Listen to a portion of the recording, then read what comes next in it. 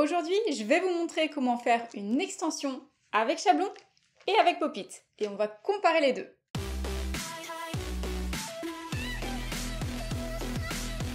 Salut YouTube! Vous savez qu'il existe plusieurs méthodes pour faire des extensions, comme par exemple le Pop-it ou le Chablon. Et très souvent, on me demande, Mimi, quelle est la meilleure technique entre les deux? Est-ce qu'il y en a une qui est plus rapide ou plus facile que l'autre? Et surtout, est-ce qu'on obtient le même résultat avec le Pop-it et le Chablon? Du coup, dans cette vidéo, on va faire de A à Z une extension Chablon et une extension Pop-it. Ensuite, on va comparer ensemble le résultat et je vous dirai également quelle technique je préfère entre les deux. Alors sur le majeur, on va d'abord faire le rallongement au Chablon. Et sur l'index, on fera un rallongement avec demi-Pop-it. Et pour les deux méthodes, on va utiliser le même gel et le même acrygel pour voir si on obtient le même résultat. Là, nos cuticules sont déjà repoussées, coupées, l'ongle matifié et nettoyé. Donc on commence par dégraisser la plaque avec du Nail Prep et tout de suite derrière, j'applique un peu d'Ultra Bond pour une adhérence bonus. Pour travailler l'acrygel, il est préférable de toujours appliquer une base ou un gel de base avant de faire son rallongement ou sa construction. Le tout, c'est de prélever une toute petite bille et de la masser sur l'ongle. Il doit y avoir très peu de matière. Maintenant, je prépare mon chablon, c'est-à-dire que je le pinche plus ou moins selon la longueur et la forme que je veux obtenir avant de le placer.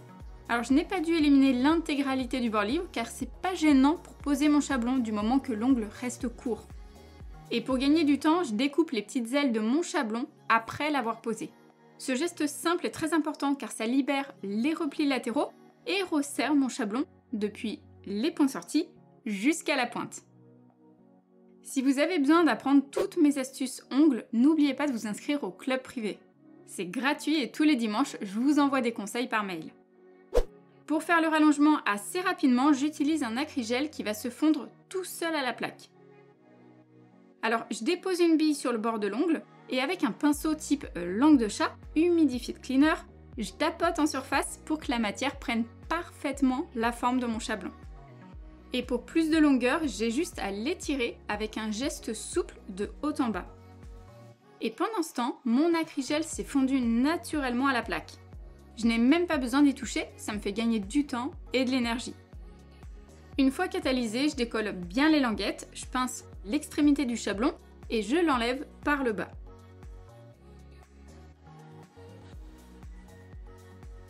Je dégraisse toute la surface rapidement et je vais pouvoir entamer le limage de la forme. Je retire d'abord la longueur en trop, je m'occupe des parallèles, je remonte mes arêtes et ensuite j'arrondis les angles pour obtenir une amande. Et comme mon acrygel n'a pas créé de démarcation, je n'ai pas à limer la jonction avec l'ongle naturel. Quand ça me convient, je dépoussière à fond avec un pinceau propre, biseauté aussi, c'est hyper précis. Et même sous l'extension, c'est le piège, souvent il reste des petits résidus. Pour faire la construction, on a choisi un gel blanc laiteux, comme ça la repousse sera discrète vers les cuticules. L'avantage c'est qu'il est monophase, pas besoin de remettre de gel de base. Donc j'attaque directement en appliquant une fine couche que je ne catalyse pas avant d'ajouter une micro-bille. Alors, c'est pas mon apex, hein, c'est uniquement pour commencer à rendre l'ongle plus opaque.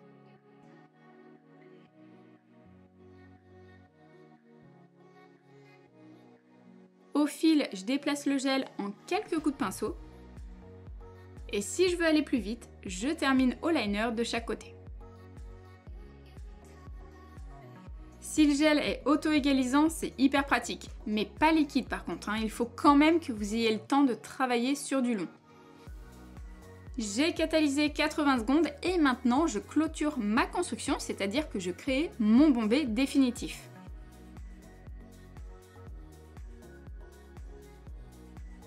Je dépose une couche de lissage comme d'habitude et je rajoute une bille de gel directement sur l'apex.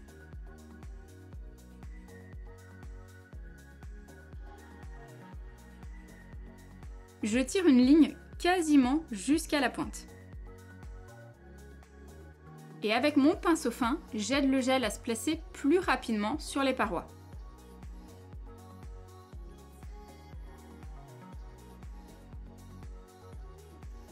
Avec la gravité, c'est encore plus facile de placer la matière. Je retire la couche de sudation au cleaner, mais si votre gel est monophase, pas besoin d'insister. Je retouche légèrement ma construction à la lime en retirant l'excédent de gel sur mes parallèles.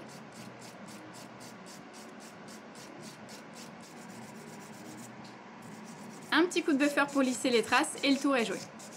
Bien sûr, il faut dépoussiérer avant d'appliquer la couleur ou la finition. D'ailleurs, j'ai choisi un top coat blanc laiteux pour rester dans le ton.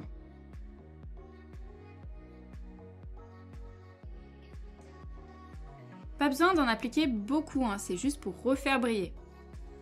Et voilà l'extension qu'on obtient grâce au chablon. Sur l'index, on va maintenant faire notre rallongement pop-it. Même préparation, on dégraisse la plaque et on applique de l'Ultra Bond, c'est 2 étapes qui ne changent pas. Et pareil, le gel de base avant de travailler l'acrygel. Par contre, prenez quand même votre temps, il faut que ce soit uniforme et que l'ongle ne soit pas noyé sous le gel. Alors là, ce que je fais, c'est que j'écrase le pop-it. C'est une petite astuce que je vous avais montrée dans ma vidéo Baby Boomer avec pop-it. N'hésitez pas à aller la voir. Quand je suis sûre de la taille et de l'ouverture, je remplis le pop-it avec le même acrygel pour comparer les deux méthodes sur un pied d'égalité. L'essentiel avec le pop-it pour être sûr qu'il nous fasse gagner du temps et pas l'inverse, c'est de ne pas trop se presser et de le remplir correctement, car une fois posé, on ne peut plus remodeler l'acrygel.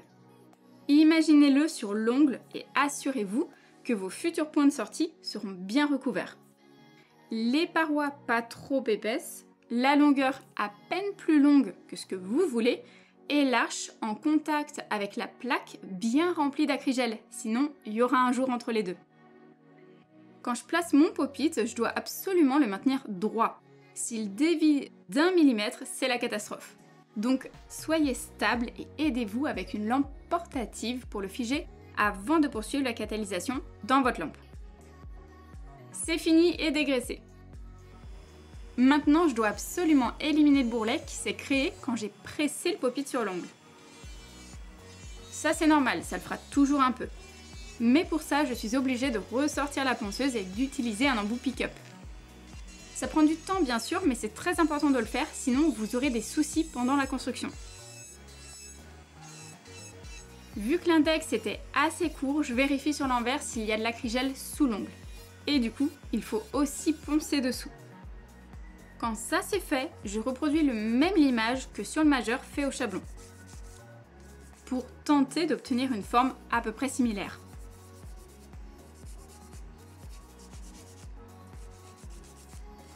Ensuite, je nettoie pour retirer toute la poussière et poser mon gel. Même gestuelle, j'applique ma couche de patinoire bien de partout et je lisse au liner.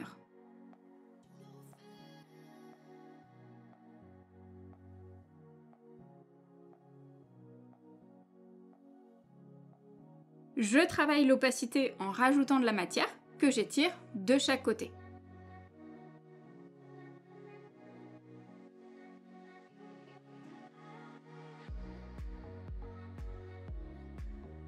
Et je peaufine au pinceau fin pour éviter qu'une bouée ne se forme.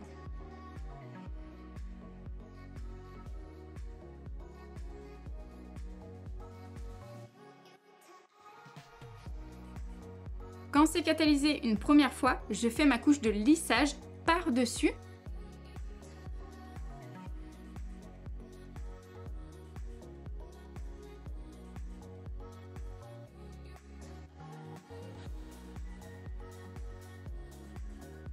Et je crée l'apex en déposant plus de gel au centre.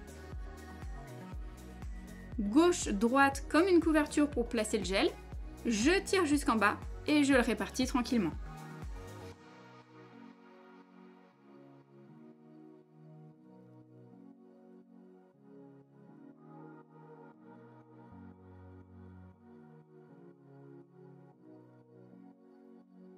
Quand l'ongle est sur l'envers, je regarde bien de profil pour corriger mon placement en piquant en surface avec la pointe de mon pinceau. Je dégraisse avec un pad non pelucheux et je fais mes modifications à la lime. Le plus important, c'est d'attaquer par les murs pour libérer l'ongle et alléger les parois. Ensuite, je m'occupe de la pointe et du dôme si besoin. Comme toujours, je gomme les rainures causées par le limage avec un polissoir. Alors un conseil, quand vous dépoussiérez, évitez d'asperger les ongles avec des produits qui contiennent de l'alcool, ça pourrait vraiment irriter la peau à la longue. Comme tout à l'heure, je termine avec ma finition pour refaire briller l'ongle.